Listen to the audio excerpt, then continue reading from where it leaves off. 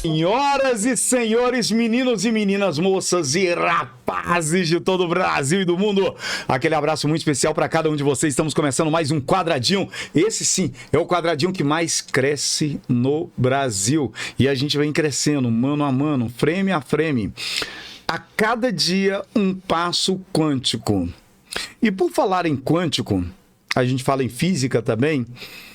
A gente trouxe aqui hoje um convidado que vai ajudar você em relação aos termos que você deve usar com pessoas que são semelhantes da gente, são nossos semelhantes, e que a gente às vezes acaba se embaralhando com esses termos.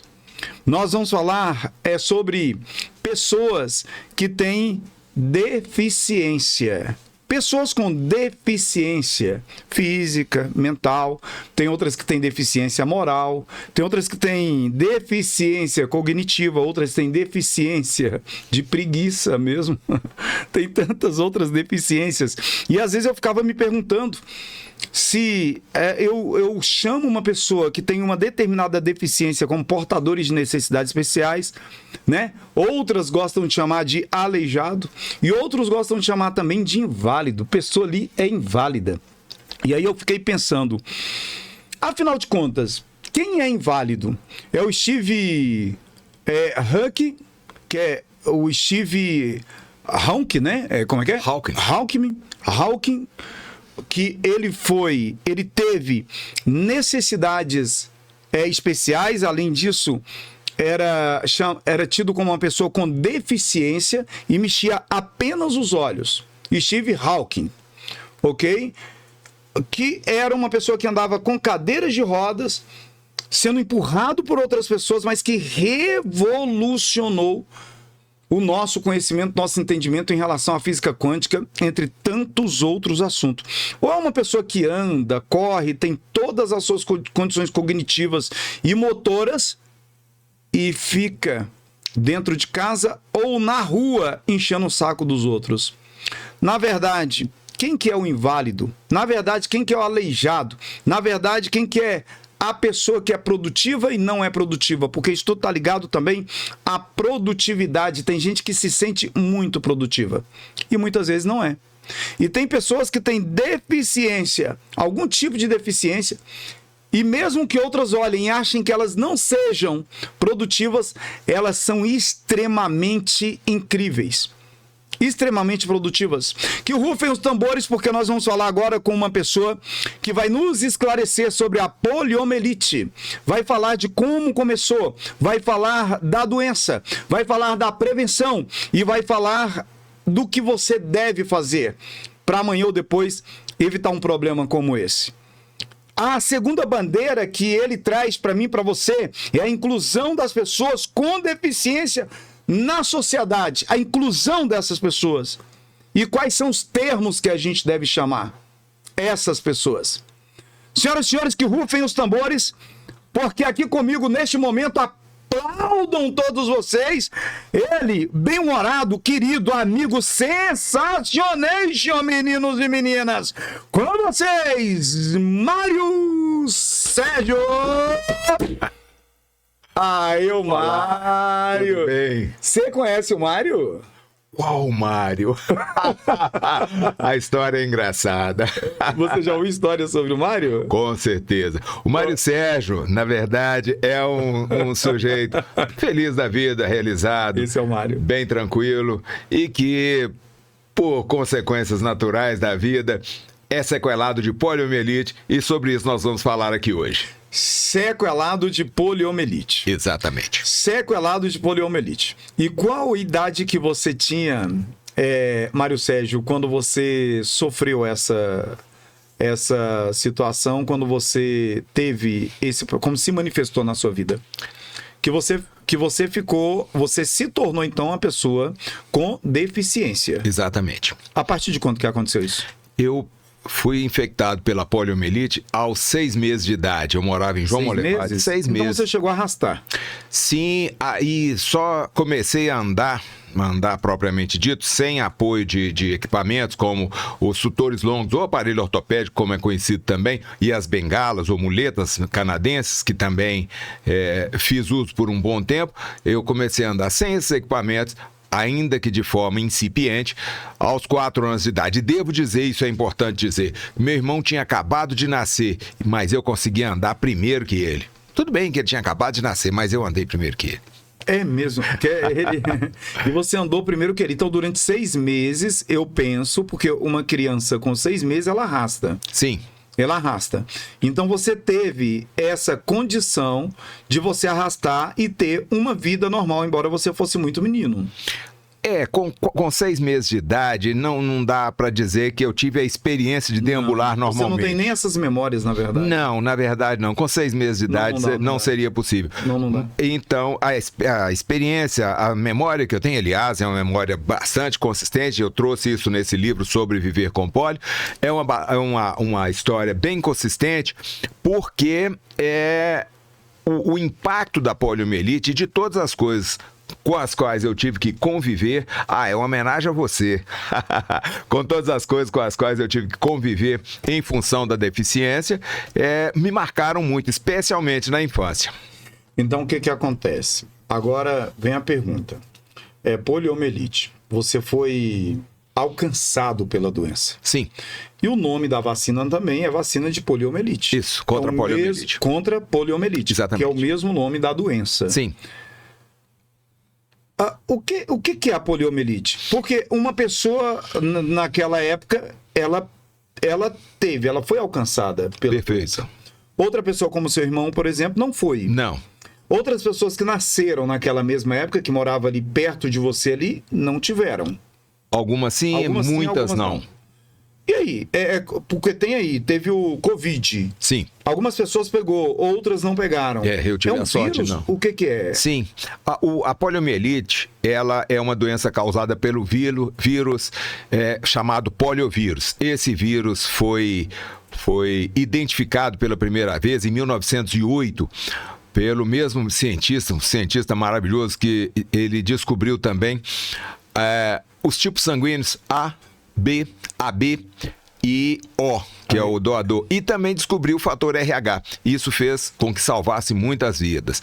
Até então, o sangue para os cientistas era um sangue só. Isso. Não tinha essa classificação. Não, e por isso muita gente nas transfusões vinha a óbito. E a partir dessa identificação, foi muito legal, Hans Landsteiner que descobriu, e a partir disso facilitou.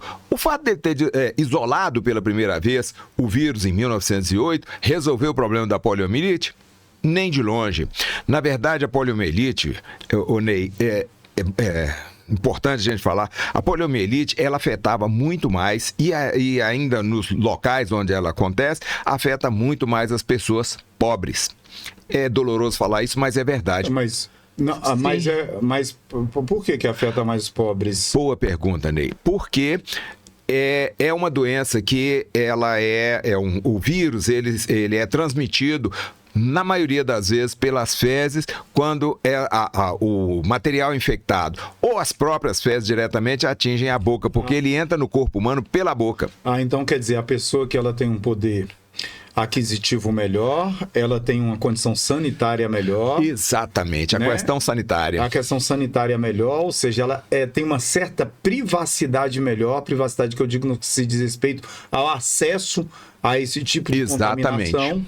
E uma pessoa que ela é pobre, ela infelizmente ela é uma pessoa muito acessível, né? Exato, ela não tem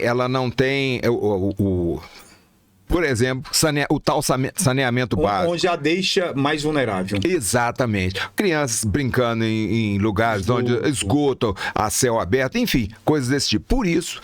Aquele tempo tinha as privadas, né?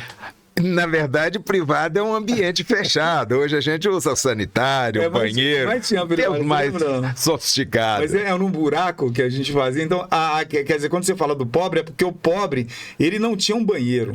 Sim. Né, que eu cheguei a utilizar assim, tinha a privada, e a privada era um buraco que a gente são que tinha nomes. dentro de um local onde realmente a gente ficava exposto àquelas fezes, aquele cheiro. Sim. Ah, entendi. Não é a questão da pobreza, é a questão da acessibilidade.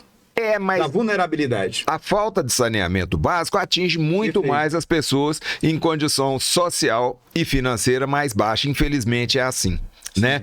E por causa disso, as pesquisas em volta da poliomielite, elas foram muito fracas, sem muito financiamento. Até que, olha que importante isso, a Belgo Mineira foi instalada em João Monlevade, a cidade em que eu nasci, em 1921. O mesmo ano em que o futuro presidente dos Estados Unidos, ele foi infectado pela poliomielite aos 39 anos. O Franklin Delano Roosevelt. Sim. Foi com 30? Com 39 anos. E isso chamou atenção. Ora, não é só pobre que pega pólio.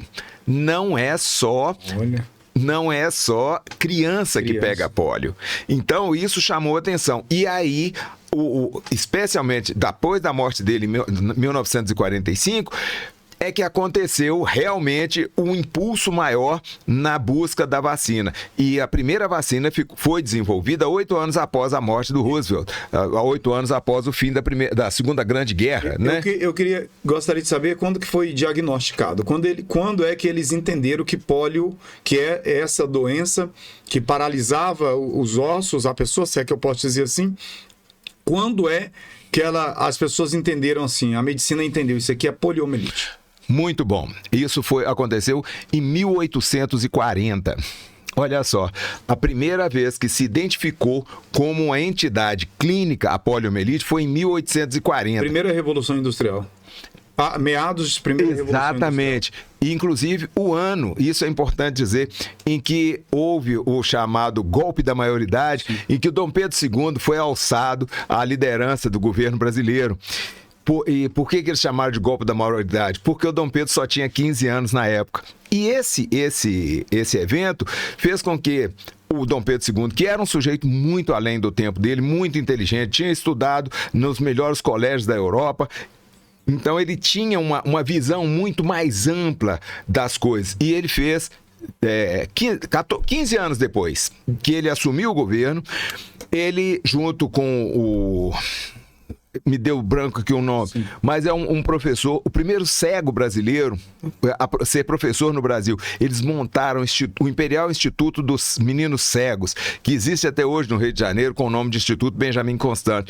E depois ele trouxe um surdo, o Rouet, lá da França. Olha só, era um francês poliglota, ele falava 6 línguas e era surdo. E curiosamente, até essa época, se entendia que nenhum surdo seria capaz de ser alfabetizado. Olha que coisa maravilhosa. É Beethoven. Exato. Mas o Beethoven ele ficou surdo bem depois. Ficou depois. Então, em função de uma doença venérea, infelizmente. Ok, uma doença venérea. Agora, o que acontece? Beethoven, ele adquiriu habilidades que pessoas, que eu posso dizer assim, que não tem nenhum tipo de deficiência, jamais conseguiria ter e desenvolver essas habilidades antes ou depois, eu não sei. Com toda certeza.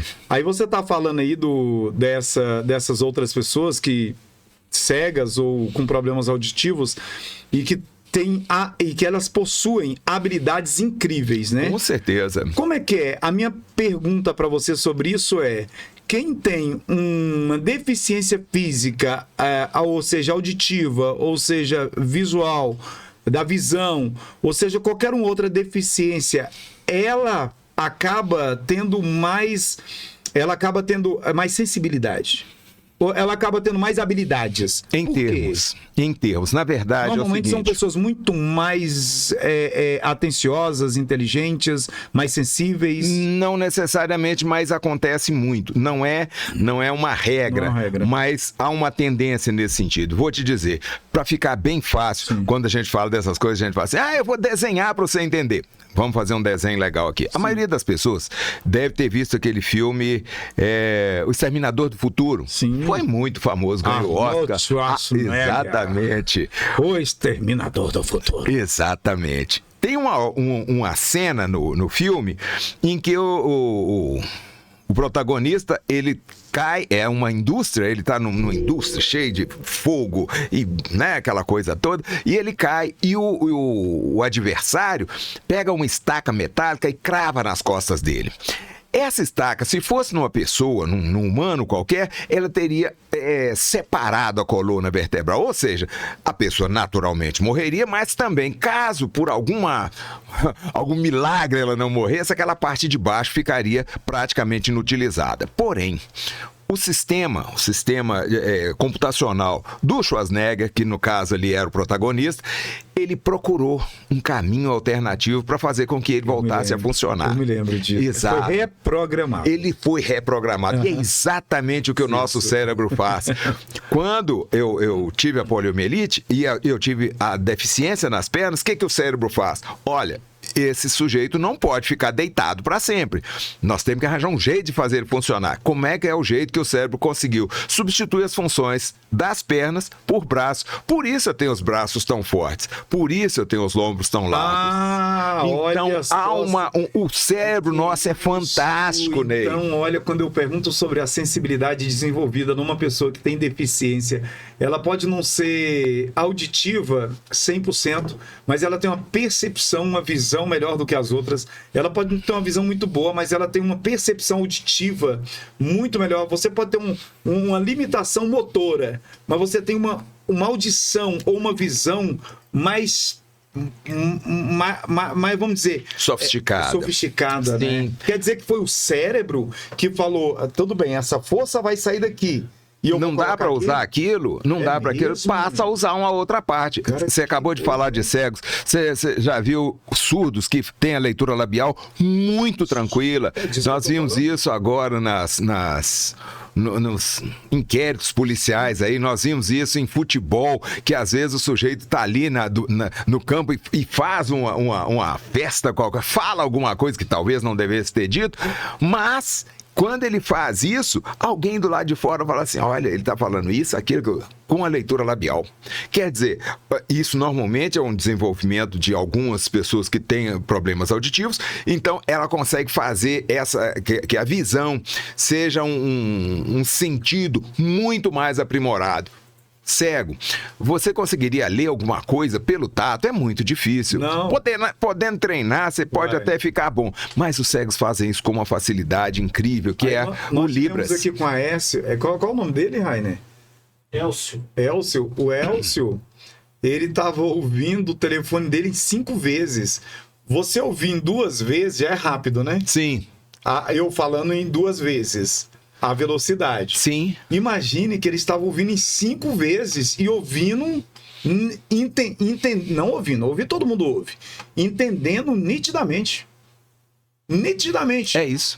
Ele entendendo em 5 vezes, olha só, a velocidade você coloca no seu telefone 2 vezes. Ou no YouTube lá, 2 vezes, é rápido. 3 vezes, não tem 3 vezes, tem 2. Aí o telefone dele está programado para ele ouvir em 5 vezes. Uma super velocidade. E para ele ouvir, e ele entende perfeito. Eu falei, tu entendeu?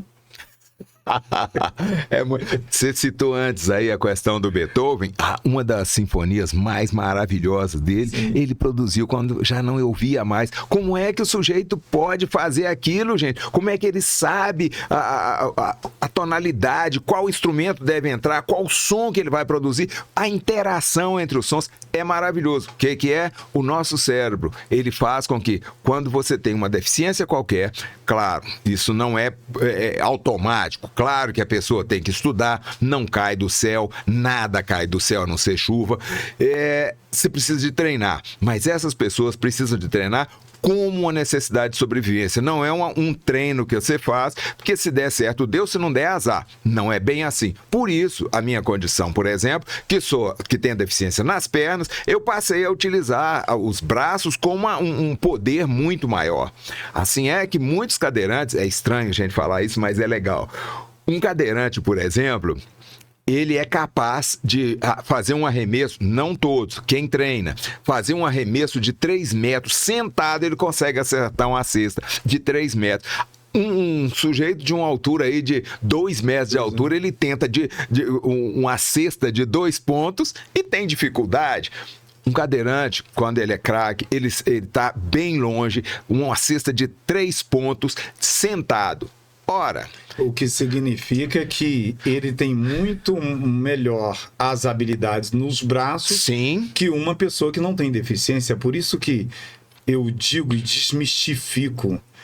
O Steve Hawking, sim, que era um inútil, um aleijado, um paraplégico, ele era um inútil fisicamente.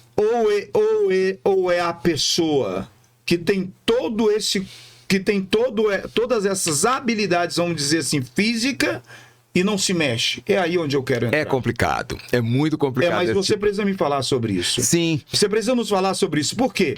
Porque enquanto existem pessoas que mal mexem os olhos, estão produzindo muito e avançando, como o Steve, em relação à física quântica e vários outros estudos, nós temos pessoas que são... pessoas que não têm nenhum tipo dessa deficiência e ela está em casa muitas vezes sem fazer absolutamente nada. Fala pra gente um pouco sobre isso. Por quê? Por que existem... Por que essa diferença, essa pessoa que tem tudo, ela simplesmente não faz o que tem que ser feito. E aquela outra pessoa que ela praticamente não tem nada, ela revoluciona.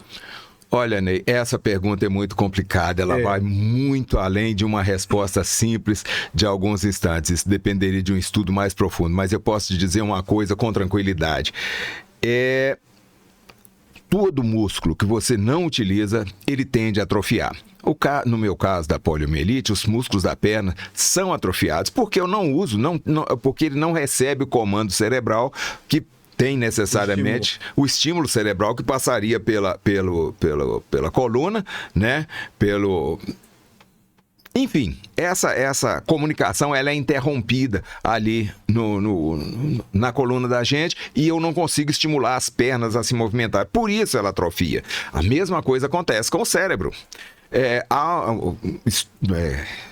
casos interessantes de pessoas que viveram por muito tempo em cavernas e quando saem à luz têm muita dificuldade de enxergar, porque habituou os olhos a enxergar em lugar muito escuro.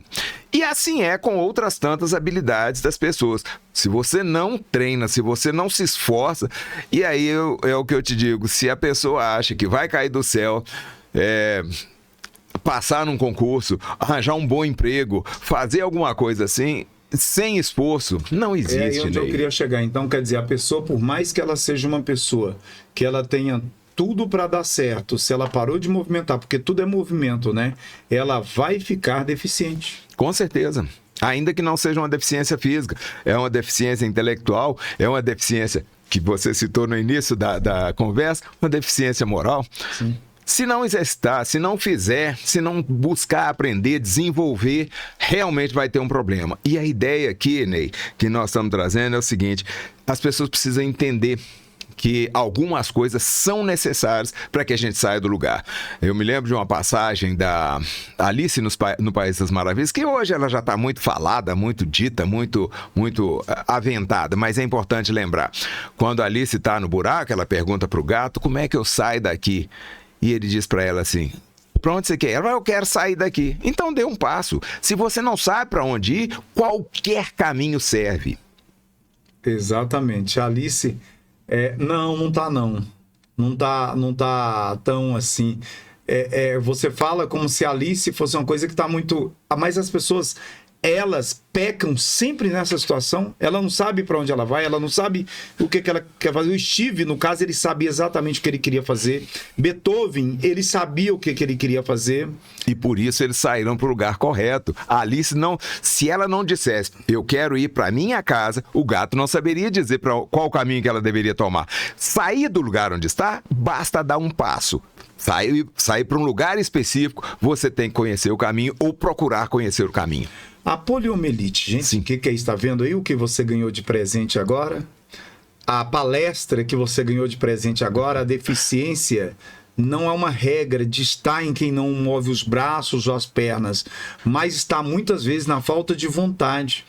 sabe? Na preguiça, na falta de querer saber onde você está e ir e ter um ponto para onde você quer chegar. E pensando nisso, você teve aos 6 meses de idade, você foi acometido pela poliomielite, você ficou paraplégico, né? Isto. Paraplégico. Paraplégico. Steven era tetraplégico. Tetraplégico. Ok. Então você ficou paraplégico. Daí em diante você acostumou naturalmente a conviver com certas limitações. Sim. E eu gostaria que você me dissesse, a partir do seu entendimento como pessoa, se você começou a sentir dificuldades ou você simplesmente vem vivendo até agora sem que você note essa dificuldade ou que você coloque isso como evidência na sua vida. Porque, veja bem, de repente eu vou falar assim, cara, eu fiquei cego a partir de hoje. O Alessio, por exemplo, o menino ficou cego a partir de 11 anos de idade, 12 anos de idade. Então ele precisou aprender a conviver com aquilo ali e aprender a ultrapassar os obstáculos. Você não, você acostumou e você tem mais facilidade, você enxerga mais as oportunidades, ou você ainda tem muita dificuldade de conviver com a situação? Olha, Ney, a gente busca o tempo todo, a gente se empenha em fazer com que a deficiência seja eminentemente física e não da pessoa. É uma deficiência que eu preciso e já aprendi a conviver com ela. Sou bem resolvido com ela, mas a gente sabe que muita gente não é. Eu queria citar aqui, aliás, até mais como uma brincadeira, se você me permite, Ney, é o seguinte, você vê uma imagem, essa imagem, inclusive, de vez em quando a gente vê por aí em alguma rede, uma fila de carro, 300 carros parados porque houve um acidente ou porque uma ponte caiu, não importa o motivo, tem 300 pessoas paradas. Aí a câmera se aproxima de um dos carros lá no meio, aí a dona tá com aquela cara ruim olhando pela janela e dizendo assim, pô, isso só acontece comigo. Gente, não é possível. Tem milhares de pessoas ali travadas no mesmo trânsito e ela diz, isso só acontece comigo. Na verdade, uma deficiência, um problema qualquer, nós todos estamos sujeitos a ele. E a ideia, no caso da poliomielite, é que você evite que as suas crianças tenham poliomielite vacinando-as. Mas, se houver um problema qualquer, é aprender a conviver com isso. Infelizmente, elas já se foram, mas uma família da minha tia, a irmã da minha mãe, eles tiveram, a minha tia e o marido tiveram 3 filhas. 3 filhas, a primeira nasceu cega, Maristela. A segunda ficou cega aos 15 anos, presente de debutante, doloroso. E a última ficou cega aos 29 anos. Todas as 3, no final das contas, inclusive a minha tia, foram levadas pelo câncer. Ora, viver com uma deficiência pode ser muito ruim, é muito ruim, quando é uma coisa que é possível evitar. É o caso da polio, basta vacinar, não tem problema. O caso delas não, era um problema congênito que foi degenerando os olhos. Mas o que eu quero dizer aqui, Ney, é o seguinte, dá para conviver. E o livro fala sobre isso, dá para viver e conviver com uma deficiência, mas se puder evitar, é muito melhor. Aqui fala sobreviver com pólio. Isto. Desafios e superação de uma criança com restrições motoras. Isto. Quer dizer, restrições motoras. Você vê que aqui fala sobre desafios e superação. Perfeito. Né? Quando está escrito aqui desafios e superação, significa que você teve os desafios e você tem superado cada um deles. Alguns são praticamente impossíveis. Qual o maior desafio que você entende para você que é uma pessoa portador de deficiência, no sentido de ter pego pólio? Qual o maior desafio que você tem enfrentado ao longo da sua vida? Vou te falar com franqueza, com muita franqueza. Sim. Não está no livro. Que dureza. Vai estar no segundo livro, mas no primeiro livro não está. O maior desafio para uma pessoa com deficiência, no meu caso, que sou homem, é um desafio poderoso. Mas no caso das mulheres com deficiência, com sequela de pólio, esse desafio é muito maior.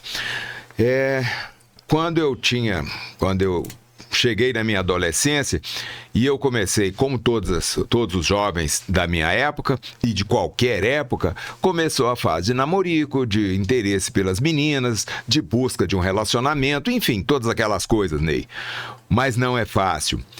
Várias vezes, quando eu estou sentado, que deve ser o que está aparecendo agora, provavelmente eu não aparento a questão da deficiência, porque ela é uma deficiência nas pernas. Você é uma pessoa extremamente como qualquer uma outra, sentado. Sim, é difícil perceber que eu tenho alguma deficiência quando eu estou sentado. Ainda mais que eu tenho ombros muito largos. Olha, aquele ali é atleta. Não é bem assim. Já fui jogador de basquete em cadeira de rodas, muito bom. Mas enfim, acontecia muitas vezes de eu estar sentado, começa aqueles olhares, aquela troca de olhares, e quando há a oportunidade da aproximação, quando eu me aproximo, enfim, acontece de ela perceber que sou um deficiente. Aconteceram várias vezes. E aprendi muito com isso, a entender o seguinte: não há obrigação de ninguém gostar de mim. Especialmente quando eu tinha interesse numa namorada ou em alguma paquera. Ela não tinha essa obrigação. Eu também não tinha obrigação com ela. Eu passei a entender isso com muita tranquilidade. E quando eu percebi que não pode haver obrigação numa relação de qualquer forma, eu fiquei mais tranquilo. Tive outras relações, tenho um filho maravilhoso, o Matheus, e hoje estou casado com a Vânia, que é uma pessoa maravilhosa, uma companheira de luta, uma companheira sempre presente. E Ney, isso é importante falar, não saia contando por aí. E é linda a tal da Vânia. Meu Deus. A Vânia tem quanto tempo que vocês... Ela está sofrendo comigo há 23 anos. 23 anos. Vamos fazer 24 agora em dezembro. Nós casamos em dezembro. Vânia, você tem meu respeito, minha admiração pelo que eu já entendi aqui. E você quebrou todos os preconceitos, Vânia. Com certeza. Os meus parabéns para você. O meu muito obrigado ao Senhor Jesus Cristo por pessoas como você existirem. O que acontece? Eu tinha a Elisângela, uma amiga que era recepcionista na Golden Cross. Sim. Há uns anos atrás. E a Elisângela, muito bonita. Era uma menina linda, os olhos bem escuros e morena, muito bonita. Sim. E aí o que acontece? E ela tinha uma deficiência. Devia ser poliomielite. Sim. Eu não me lembro, não sei, eu nunca falei com ela sobre isso. E aí ela, como recepcionista, os caras chegavam, batia papo e dava de cima dela e beijava na mão. Quando percebia que ela era... É isso que eu disse, Ney. Que ela era deficiente, eles esfriavam e ela falava que tinha uma dificuldade danada. Eu queria namorar com ela, que eu achava ela muito bonita. Mas ela também, eu era bem mais velha que eu e ela não me dava nenhum tipo de bola também. Sim. Porque eu namoraria tranquilo com a Elisângela. Quem sabe ela tá me ouvindo aí, né? Você tá ouvindo? Um abraço, Elisângela. Um abraço, Elisângela. E aí o que acontece? E ela falava isso realmente. Ela falava, é só me ver, Ney. É só me ver e perde o interesse. Mas aí é bom. Para a mulher é bem mais complicado ainda que para o homem. Esse é o maior desafio, ok. Sim. Que a gente falou sobre os desafios, mas é bom. Sabe por quê? Porque quando você encontra a pessoa, ela é fiel. Ah, perfeito. Não tem essa coisa também? Com certeza, sim. A Vânia, por exemplo, ela sabia da minha especial. Sim, ela sabia da minha deficiência desde que me conheceu e me assumiu como marido e estamos muito bem há 23 anos, sem problema nenhum. Então, na verdade, a Vânia optou por mim e não pela minha deficiência ou pela minha condição física. Ela optou por mim, pela pessoa, Mário Sérgio. Isso é muito legal. Isso é maravilhoso. Então, seu maior desafio é o seu maior presente. Basta você saber como é que você vai ver. O seu maior desafio pode ser o seu maior presente. Pode ser o seu melhor presente. O maior desafio dele, do Mário, gerou o melhor presente para ele, que foi a Vânia. Né? E muitos outros bons presentes. Depende de como você vê a coisa. Agora eu encontro uma pessoa que ela tem uma coisa que eu penso que é diferente, porque ela tem aí uma falta de mobilidade, ela é surda, ela é cega, ela tem problema auditivo, de visão. Eu digo que ela tem Ela é uma pessoa com deficiência física ou mental, ela é portadora de deficiência, de necessidades especiais, ela é aleijada, ela é inválida. Como é que eu chamo essa pessoa? Qual a forma mais correta de se dirigir a essa pessoa? Maravilhosa pergunta, Ney. Na verdade, esse processo é um processo em evolução constante. Sim. Haviam, inclusive, documentos oficiais que nos tratavam como portadores de necessidades especiais. Já se utilizou esse termo, pessoa com necessidade especial, portador de necessidade especial, e essa é uma das piores, que no início, né? Os inválidos. Inválidos? Inválidos, Outra terrível. Outra pessoa vai falar assim, aleijado? Sim, aleijado na maioria das vezes como uma tendência de uma ofensa. Não, se fosse em criança, uma ofensa por brincadeira, né? Uma ofensa que há uma briga entre meninos e que essa ofensa vai ficar por ali mesmo, acabou, passou 10 minutos, tá todo mundo de bem. Quando essa ofensa vem de adultos, é diferente, porque, conforme você disse anteriormente, é pensado, é optado, é diferente. Então, o aleijado, na verdade, entre crianças, vai haver sempre um nome qualquer, varapau, magrelo, enfim, outros tantos. Gorducho, bola, ceguinho, surdo. Isso, tudo isso. Mas não é uma intenção de classificar aquela pessoa pela deficiência. Não, é uma ofensa de brincadeira, de coisa de menino, quando é criança. Quando chega na fase adulto, Ney, isso tudo muda. E por isso, a nomenclatura veio se adaptando, veio se ajustando. E hoje, o termo comum, o termo mais correto que se utiliza é pessoa com deficiência. Por que não a pessoa com necessidade especial? Eu acabei de dizer aqui para você, se eu comer uma feijoada e ela não caiu bem, a pinga não era da melhor qualidade, enfim, eu passo a ter uma necessidade especial daí a pouquinho, quando o efeito vem. Também, quando eu estou muito triste, meu time perdeu, eu não estou conseguindo me controlar, nesse momento, e é momentâneo, eu tenho uma necessidade especial. Enfim, a necessidade especial, ela pode variar. A pessoa com deficiência, não. Outra coisa, portador de necessidade especial. Quer dizer que não se usa portador de necessidade. Não, há um de jeito tempo nenhum. atrás, eu ouvia muitas pessoas falar, fulano é portador de necessidades especiais. Tava na igreja, falava assim, quem é portador de necessidades especiais. Sim. Aí vinha fulano, portador, porque eu sempre gostei de estudar muito isso, porque um simples termo ou uma simples observação, você pode machucar a pessoa. Perfeito. Como, por exemplo, tá dentro da igreja e falar assim, todos ajoelhados. Aqueles que puderem estar ajoelhados. Exatamente. Por favor. Porque se você fala todos ajoelhados, há uma pessoa que ela tem uma deficiência física. E aí você vai ofender a pessoa. E eu penso que a nomenclatura é muito importante. Mas o mais importante do que isso tudo, porque eu chamo meu amigo de preto, eu chamo de negão, eu chamo de não sei o quê, e ele me chama também, e não tem problema nenhum. E de repente a gente está entre os amigos, o cara fala, seu aleijado, não tem problema nenhum. Nenhum. O problema não... Claro que a gente precisa entender como a gente fala, e a gente sabe agora que o termo certo é pessoas com deficiência. Exatamente. A gente já sabe. Mas o problema não é o que se fala, é o sentimento que você traz para a pessoa, não é isso? Perfeitamente. Você acabou de citar, é um portador de deficiência. Já me perguntaram algumas vezes, e isso é importante observar, você tira o aparelho quando você chega em casa? Nem sempre, mas quando eu vou tomar banho, sim, eu tiro o aparelho. Quando eu for dormir, eu tiro o aparelho. Eu tiro a minha deficiência? Não. A deficiência vai comigo para a cama, ela vai comigo para a igreja, ela vai comigo para o churrasco. A minha deficiência me acompanha no boteco, a minha deficiência me acompanha no trânsito. O aparelho ortopédico que eu uso e a bengala, não. Então, eu não sou um portador de deficiência, porque eu não porto essa deficiência. Não chego em casa, tiro a deficiência e guardo no armário. Não! A minha deficiência está comigo, ele é parte de mim. Então, eu sou uma pessoa com deficiência. Os equipamentos que me auxiliam para deambular e para o que eu preciso, eles são móveis, eu posso tirá-los. A deficiência, não. Portanto, o termo correto, o termo que se usa da melhor maneira para evitar, inclusive, o bullying, né? Pessoa com deficiência. Pessoa com deficiência. Ney, por que eu tenho que saber disso? Ney, por que eu tenho que saber disso?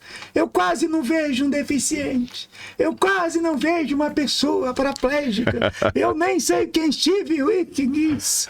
Eu não sei nada disso. Sabe por quê? Porque você não está prestando atenção nas coisas. Nós temos hoje, segundo dados aqui, 18% da população brasileira, ela é deficiente. São pessoas deficientes. Confirma isso, Mário? Faixa de 18%? O último censo informou que aproximadamente 18% da população é de pessoas com deficiência. E isso... Aí auditivo... Todas as deficiências. E, na verdade, esse número, ele exclui alguns tipos de pessoas com deficiência intelectual. E isso faz com que o número seja só 18%. Se essas pessoas com deficiência intelectual, elas forem incluídas, esse número aumenta significativamente. Que é uma pessoa com deficiência intelectual? Eu sei o que é uma pessoa com deficiência emocional. Emocionalmente, ela não é. Ela está abalada emocionalmente. Sim. Ela até tem uma deficiência emocional, se é que eu posso chamar, diz que ela está com depressão. Sim. Né? Pode ser. Agora, deficiência intelectual? A deficiência intelectual é um termo pesado, mas eu vou tentar te ajudar aqui. Quando eu era menino... Sim. Doidinho. O povo falava, doidinho. Um termo horrível. Doidinho. Aí chamava de rudo. Rudo quer dizer, esse menino é burro. Não é. Era difícil de entender as coisas. Eu parei de estudar na 4ª série primária, com 19 anos de idade. Aí, o Ney está se dando de jornalista, publicitário, e ele estudou até a 4ª série. Depois dos 42 anos, eu terminei o 1º grau, o 2º grau, fiz o supletivo. Quando foi com 44 anos, prestei vestibular. Com 48 anos, me formei, me tornei bacharel em comunicação social, publicidade e propaganda, agora recentemente. Muito bom. Mas só que até aos 19 anos de idade, eu era considerado um deficiente intelectual. Não. Não? Não, talvez... Você era burro. Não, absolutamente nada a ver. É que tem uma deficiência... aprendia. Não, mas não tem nada a ver. Eu era burro. Não. A deficiência intelectual é que você chamava até recentemente de deficiência mental, deficiente mental. O termo mental ficou ruim, então passou-se a tratar como deficiência intelectual. São as pessoas dessa vamos dizer, dessa classificação. Eu queria até te citar uma coisa aqui, falando um pouquinho, se você me permite, Sim. da sua formação supostamente tardia. Eu vi uma reportagem que eu achei muito legal. Uma senhora de 87 anos, já bem desgastada pela vida. Algumas pessoas com 87 anos estão muito bem, outras tantas já estão com um desgaste significativo. Mas essa senhora estava bem machucada pela vida, teve uma vida difícil, uma vida complicada, e ela estava numa situação já bem enfraquecida, vamos dizer dessa forma. E essa dona estava estudando, olha só, ela estava estudando uma língua morta. A língua que ela estava estudando era o aramaico, a língua de Arã, citado na Bíblia. E alguém, por curiosidade natural, a senhora está estudando aramaico aos 87 anos. Ela falou, mas por quê? Ela falou assim, em breve eu vou eu vou encontrar com o meu Criador, com o meu Pai Jesus Cristo. Uau. E eu quero conversar com ele na língua dele. Que é isso? Nunca tinha ouvido isso na minha vida. A mulher com 80 e tantos anos de idade se preparando para encontrar com Jesus. E falar na língua dele. E falando... Você já tinha pensado nisso? Você já tinha pensado nisso? Gente, que coisa mais linda, que palavra maravilhosa. Não era para carne, era para o espírito. Perfeitamente. Olha só, então por que você precisa entender sobre os termos? E o termo certo não é ceguinho, não é burrinho, não é portadores de necessidades especiais, não é aleijado, não é inválido, sabe? É pessoas com deficiência física ou mental. Por que você tem que saber?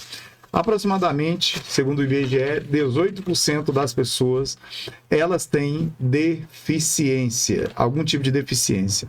Aí você não incluiu o intelectual. Se fosse incluir o intelectual, iria para quantos por cento? Acredito que por volta de 24% a 25% da população. Intelectual seria o autista? Por exemplo. Por exemplo? Por exemplo. Seria o autista? Sim. Ok, 22%. Se a gente colocar os idosos e as pessoas que estão temporariamente, né, com deficiência física, porque quem está também com problema de locomoção, qualquer coisa, ela está temporariamente com deficiência física. Esses são portadores. Poderia chegar a uns 25% a 30%, não é? Provavelmente. Então, por isso que a gente precisa prestar atenção, porque vira e mexe, a gente está topando com alguém que tem deficiência física, só que ou a gente ignora ou a gente não percebe. Ney, olha que bacana. Na época, eu estava citando que na época eu estava estudando no grupo escolar Eugênia Charlie, lá em Monlevade. Aliás, acabou de ganhar um prêmio agora essa escola, muito legal. Quando eu estudava lá, eram poucas, eu não me lembro de outra criança com deficiência. Pode ser que tivesse, mas no meu espectro de visão não conseguia enxergar outra criança com deficiência. E era curioso, porque com o tempo é que eu fui perceber, algumas famílias escondiam, ainda, e se isso acontece, é muito menos hoje em dia, mas escondia as pessoas com deficiência porque tinha vergonha de ter um filho com deficiência. Sério? E quando eu estava na União... Você conheceu gente assim? Conheci quando eu estava Era trabalhando. escondida? Sim, até hoje...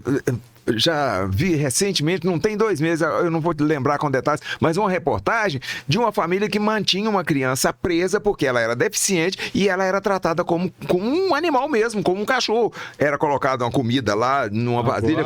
Esses dias você ouviu falar Há 2 nisso? meses atrás. Há 2 meses atrás. Houve uma denúncia, o Conselho Tutelar esteve lá e como percebeu, identificou o problema. Claro, houve reportagem, houve tudo isso. Eu estou te dizendo o seguinte, que muitas pessoas, por razões diversas, e infelizmente a pior delas é por descaso mesmo. Ignorância.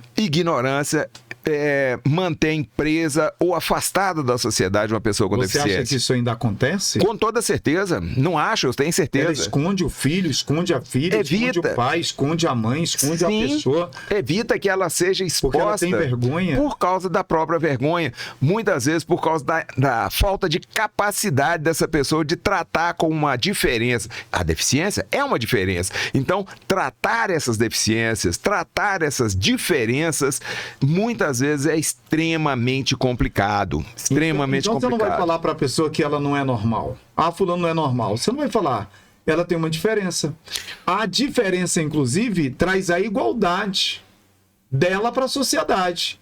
Igualdade no sentido de ela querer ser e desejar ser e com todo o direito de ser e frequentar e fazer o que todas as outras pessoas fazem, não é? Sem dúvida. Essas diferenças que você acabou de citar, Ney, é interessante observar isso.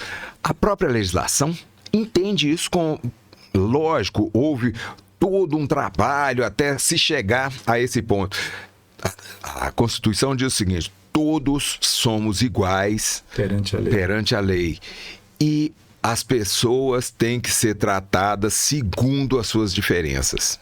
Olha só, isso quer dizer o seguinte: não se pode exigir do Mário Sérgio ganhar uma corrida de 100 metros com as pessoas fisicamente normais, que não têm uma deficiência de pernas. Não se pode exigir isso do Mário Sérgio. Não se pode exigir do Mário Sérgio, por exemplo, que ele faça uma caminhada de 5 quilômetros num período muito curto, num tempo muito curto. Eu não vou conseguir. Não se pode exigir aquilo que eu não sou capaz de dar.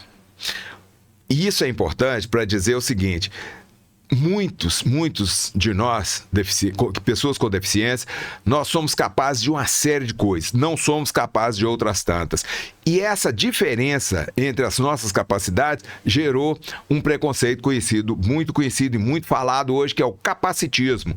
Espera-se que façamos coisas que não somos capazes de fazer, não por opção, mas em função de uma deficiência. E também há um outro problema: nós somos capazes de uma série de coisas que outras pessoas não são, mesmo não tendo deficiência. isso de novo, voltando aqui à questão do desenhar, para ficar bem claro, muito claro. Não se espere que uma baleia suba numa árvore. Aliás, a melhor maneira, isso já foi bastante difundido, a melhor maneira de escapar de um ataque de tubarão é subir numa árvore, tá? Então, isso é bom que vocês saibam disso. O tubarão nunca vai subir numa árvore. Uma das melhores coisas que tem para fugir de um ataque de leão, por exemplo, é você entrar no submarino e ficar a mais ou menos uns 8 quilômetros abaixo do nível da água. É pouco provável que o leão te ataque. Olha só, você não está nas savanas africanas, você não está diante do leão, você está no submarino, você está na terra, você não está dentro do mar, você está longe do tubarão, ele não vai chegar até você. Você, propriamente, como você tem essa deficiência física, você não vai sair correndo. Não. Agora, se você me colocar e eu não tenho nenhuma deficiência física lá nos Estados Unidos e me mandar me virar, eu vou ter uma deficiência. Com certeza. A percepção. Eu até arrepiei aqui agora. O que eu quero dizer? Todos somos iguais perante a lei. Sim. Entende quando a lei fala isso? Você entende quando a lei fala isso? Se pegar você e colocar você no Egito, agora, tira, pum, e coloca você no Egito. Hoje você anda, você vai para os lugares, você vai à escola, você come, você bebe, você sabe sobreviver. Ou colocasse você no deserto Saara. Tem gente que sobrevive no deserto, né? Com certeza. Por quê? Porque ele adquiriu habilidades para aquilo ali. Exatamente. Mas se pegar você e colocar lá, provavelmente você vai morrer com 2 ou 3 dias. Talvez não chegue a 2 ou 3 dias porque o sol é intenso. O que significa que você vai ter as suas limitações. E você vai se tornar uma pessoa, talvez, mais deficiente do que o Mário.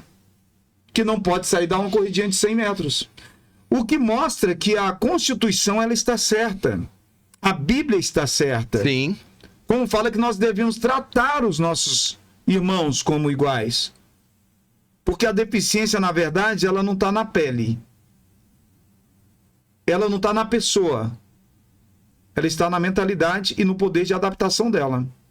Então, se a gente for pegar aqui as pessoas que são autistas com deficiência intelectual, que pode ser dadas assim, se a gente for pegar os deficientes físicos, se a gente for pegar as pessoas que têm deficiência temporária, que estão com algum tipo de problema, isso aí vai somar 20%, 30% da população. O que significa que a gente precisa olhar mais para essas pessoas. São pessoas que produzem, que consomem, que gastam, que vão a motel, que vão à igreja, que vão ao boteco. Vai aonde? No motel? Vai, pessoas com deficiência também motel. vão ao motel. Vai. Dona Vânia. A senhora está ouvindo o que ele está falando? Não, a Vânia não. Não, eu tô vendo que a senhora está ouvindo o que você está falando.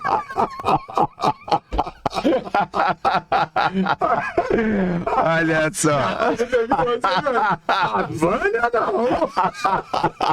Ele brigou, ele ficou vendo. A Vânia não. Ney, eu vou te contar, isso é sério. Nós, tanto eu quanto ela devemos... Mas é sério, a gente não pode correr 100 metros. Eu acho que a gente criou um traumazinho e vou te contar por quê. Quando nós nos casamos, nós nos casamos em Goiânia. Uhum. E nós passamos, em tese, a nossa primeira noite, foi num motel. Foi no motel? E olha só, tem algumas coisas que acontecem que parecem igual a história da... Você foi daquele tipo que ela olhou pra você naquele dia, você olhou pra ela e ela disse, eu não sabia que era assim. Não sei, eu vou evitar os detalhes sórdidos. Tá bom. Olha só. Se você quiser, vai. Ô Ney, aconteceu o seguinte, nós casamos, né? E já final da tarde teve uma pequena recepção, e pequena mesmo, uma coisa intimista lá com a família. E eu não estava me sentindo muito bem. Nós fomos para um motel maravilhoso. Quando nós chegamos lá, olha só, o bobo aqui curtindo um motel de luxo, cheio das coisas e tal, mas eu tava com muita dor. E essa dor fez com que houvesse uma preocupação. Não aconteceu nada, nós ficamos ali, eu com dor e ela preocupada comigo. No outro dia de manhã nós fomos ao hospital. Eu tinha tido um problema de apêndice. E a minha lua de mel foi no hospital. Eu fiz uma cirurgia de apêndice que estava prestes a supurar. Por sorte, a família da Vânia conhecia algumas pessoas lá, inclusive da área médica, e facilitou o cuidado comigo. Estava muito próximo a supurar o apêndice. Olha só, nossa lua de mel, num motel, eu passando muito mal. No outro dia de manhã, ao invés de tomar o café da manhã no motel, nós fomos tomar café da manhã no hospital, lá no Hugo, em Goiânia. E lá eu tive que fazer essa cirurgia às pressas, que o apêndice estava prestes a supurar.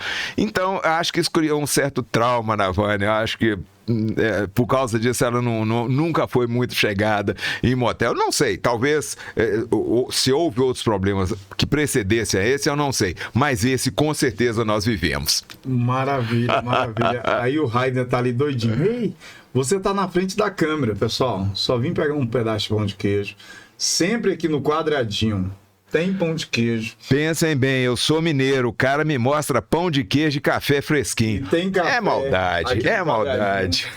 Tem água com gás aqui dentro. Tem água com gás. Essa aqui, ó. Deixa eu mostrar aqui, essa da tampinha amarela é com gás, tá vendo?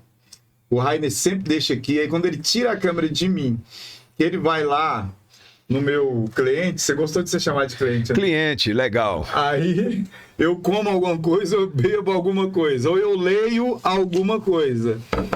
Tá aqui, ó, como que ele é cuidadoso. Olha o que a release que ele mandou pra mim. Olha como que ele mandou pra mim. A release. Claro, eu risquei toda, porque eu faço as minhas finalizações. Mas o fato é que o Mário é muito cuidadoso. Mário, então o que que acontece? Eu percebi que a nomenclatura, ela é muito importante. Sim, para evitar o preconceito. Para evitar o preconceito. Isso. Então, são pessoas com deficiência mesmo. São pessoas deficientes. Ou elas podem ser intelectuais, ou pode ser motora, ou pode ser temporariamente também emocionais. Sensorial. Sim. Né? Trata-se de audição, visão, olfato, paladar e tato. Perfeito. Né? Os cinco né? Audição, visão, olfato, paladar e tato. Tem gente que não tem paladar. Tem. Inclusive, uma das consequências da Covid foi essa, né? Ele reduz o paladar drasticamente e também o olfato, né? E provoca, é uma das outras coisas que tem sido dita, e também eu não vou falar com certeza, porque é de ouvir, que está provocando muito zumbido no ouvido de muitas pessoas. Sim. Então são 5 sentidos que a pessoa ela tem algum tipo de limitação, sim, né? Algum tipo de limitação. A gente tem que aprender a colocar as palavras, não é de problema. Problema tem você com o seu dinheiro. Você não consegue render o seu dinheiro. Mas de limitação. E aí essas pessoas podem ser qualquer tipo de situação como essa. E a pessoa ela é chamada de deficiente. Tá tudo certo, tá tudo bonito, tá tudo bacana. Tá ok? Agora, o que acontece? Eu entendi, Mário, que além disso, de você, apesar disso tudo, eu gostaria de te fazer a última pergunta. Dentro da nossa entrevista, o tempo está acabando, eu vou trazer o Mário outras vezes, porque eu tenho muitas outras coisas para falar com ele. Eu vou ler o livro que ele me deu, e depois que eu ler o livro, eu gostaria de falar com ele, porque eu vou ter mais propriedade de fazer algumas outras perguntas. Eu percebi que você é bem estudado. Eu percebi que você fala muito bem. Eu entendi que você fala muito bem no que se diz respeito ao que você vive e na questão também da ciência do cérebro humano. Fala para mim do que você estudou. Apesar das limitações que você enfrenta, eu gostaria de saber, eu não perguntei isso para você antes, se você estudou e o que você estudou. Olha, na verdade, a minha primeira formação foi em elétrica, depois eu fiz administração, gestão pública e especializações em gestão pública legislativa, né, e orçamento público. São especializações que eu me senti, de certa forma, imbuído da ideia de fazer, porque é parte do trabalho que ainda hoje eu desenvolvo. Eu sou servidor da Câmara Legislativa, concursado, e as atividades que eu desenvolvo demandaram grande parte desses conhecimentos e a gente se empenhou nisso. Na verdade, esses são os cursos, os treinamentos, as formações acadêmicas, né? Mas a formação mais ampla que tive é de vida mesmo. É muito treinamento, muita coisa na questão da pessoa com deficiência. Aliás, se você me permite, só apesar do tempo estar quase esgotado, deixa eu te falar uma coisa, Ney, que eu acho legal falar. No início da entrevista, eu te disse que uma dificuldade complicada que nós temos, as pessoas com deficiência, é que a outra pessoa nos entenda como pessoas que têm uma deficiência, mas somos pessoas, não deixamos de ser pessoas.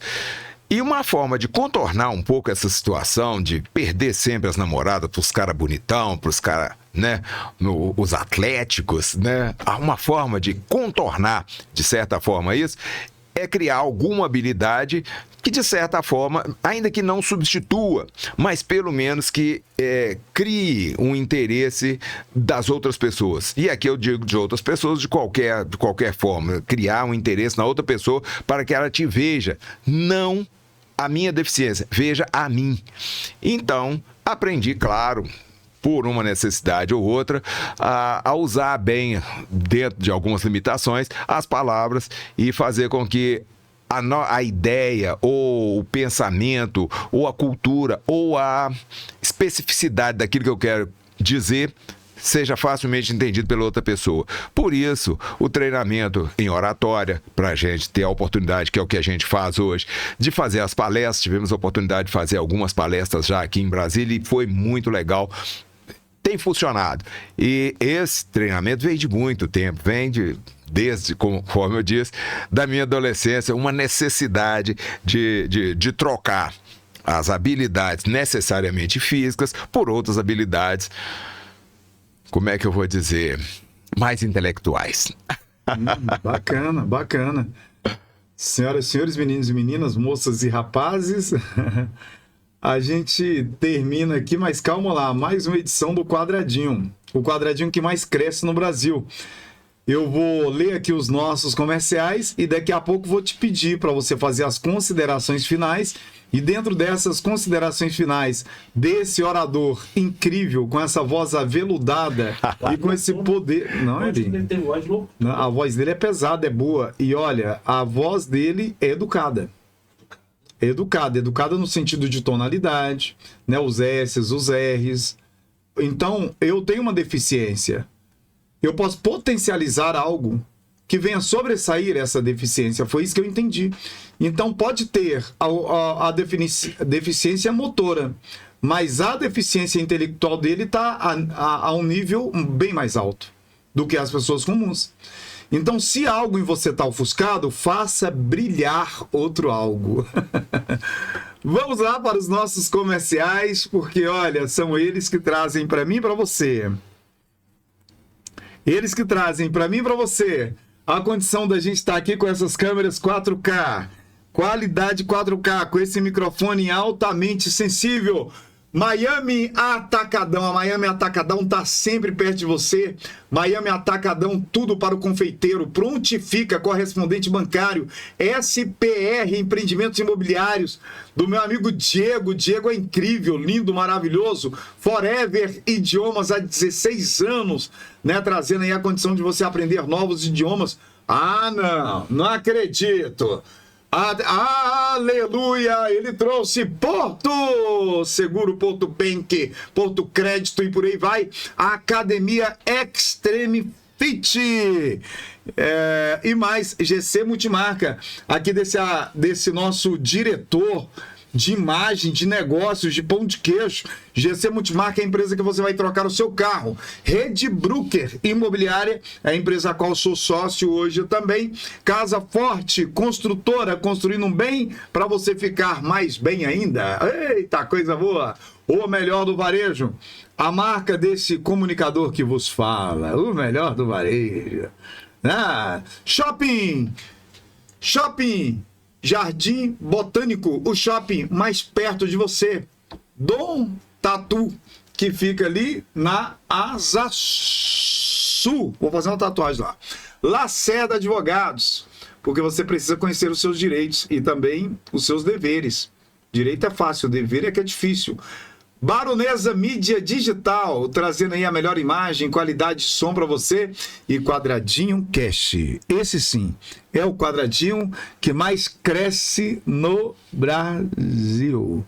Mário, as suas considerações finais para esse público incrível que ficou aqui até essa hora, vendo esse papo que eu achei super gostoso, esclarecedor e inspirador. Quais são as suas considerações finais para nossos telespectadores? Ney, olha, eu tenho que te dizer uma coisa. A gente trabalha muito na tentativa de conscientizar as pessoas, mas o trabalho, às vezes, ele é um pouquinho mais denso, porque eu estou me empenhando em conscientizar as pessoas na questão da poliomielite, mas eu precisaria fazer um trabalho que o precedesse. Leitura, hoje em dia, assim como há um distanciamento das vacinas, há um distanciamento da leitura. Hoje a gente disputa muito com todos as outras mídias e a leitura propriamente dita está ficando um pouquinho para trás. Então, caso você se interesse um pouco mais por esse assunto, que é a questão da poliomielite, o livro Sobreviver com Polio vai estar disponível em diversas plataformas. Ele está disponível na Amazon, ele está disponível no site da Viseu, nas Americanas, ele está disponível na Magazine Luiza. Esse livro, e o livro físico, está num preço, vou usar um termo ruim, mas é assim mesmo, um preço ridículo, ele está R$ 58,19. E o livro eletrônico, o e-book, aí é brincadeira, é troco, tá por R$ 9,90. E caso você compre cada um desses livros, eu tô te dizendo uma coisa importante, você vai estar ajudando nessa campanha, porque a gente está revertendo toda a renda na divulgação desse trabalho, na ampliação desse trabalho de conscientização das pessoas em favor da proteção das nossas crianças contra a poliomielite. E a sua rede social? Sim, você tem o mariosrananias.com.br, é o nosso site. Nós estamos também no Instagram, @mariosrananias. Nós estamos no Facebook, Mário S.R. Ananias. E por que é sempre o mesmo nome? Para facilitar para você, você só tem que lembrar de um dos nomes, Mário S.R. Ananias. Nos procure, vai ser legal. Tá aí, conversei, tive o prazer de conversar com o Mário. O Mário realmente trouxe pra gente esclarecimento sobre muita coisa que a gente precisava saber. Isso nem é a ponta do iceberg, na verdade. Mário Sérgio traz aqui não uma biografia somente, ou um motivacional, ou um autoajuda, mas a prevenção para que a doença poliomielite, ela não venha se proliferar. Exatamente. Já foi resolvido. É só tomar a vacina e você vai evitar que muitas coisas ruins aconteçam. Agora, falando para você, a coisa ruim, ela pode se tornar uma coisa boa. Depende do ângulo que você vê. Depende de como você vê. Você ouviu o Mário Sérgio falando que se você entende ou você tem algum tipo de deficiência, você pode potencializar outras áreas da sua vida. Se um pilar da sua vida não está andando bem, você pode trabalhar um outro pilar. E como é que se faz isso? Desenvolvendo novas habilidades. E eu contei essa história ali no Cash Imob. E eu vou voltar a contar essa história aqui para você para finalizar o nosso vídeo. E o fazendeiro, ele tinha muitas propriedades. E ele chamou os seus 3 funcionários e falou: eu preciso fazer uma viagem. Eu não sei quanto tempo vai durar essa viagem. E eu vou dividir aqui para vocês os meus talentos. Ou seja, eu vou dividir aqui para você as coisas que eu tenho, as minhas propriedades. Para vocês 3, vocês vão cuidar. Um dia eu vou voltar. E eu espero que estejam muito bem cuidadas as minhas propriedades. as minhas coisas, a minha riqueza. E a um, ele deu 1 talento para ele cuidar. E ao outro, ele entregou 3 talentos. E ao outro, ele entregou 5 talentos. O fazendeiro, diz a Bíblia Sagrada, que ele faz uma viagem, e essa viagem duradoura. Ele volta depois de algum tempo, ele junta os 3 funcionários dele, e ele pergunta a cada um dos funcionários: cadê os talentos que eu lhes confiei? E pergunta para aquele que ele confiou, que ele entregou 5 talentos. E aí ele olha e fala: meu senhor, agora eu tenho 10 talentos. Eu multipliquei os talentos que o senhor me deu. Eu multipliquei as riquezas que o senhor me deu. O senhor me confiou 5, agora eu tenho 10. Ó, bom e fiel servo. Ao outro, que ele confiou os 3 talentos, perguntou: e como é que estão os talentos, a riqueza, essa parte dessa fazenda que eu lhe confiei? Agora, meu senhor, eu tenho 6. O senhor me confiou 3, eu tenho 6.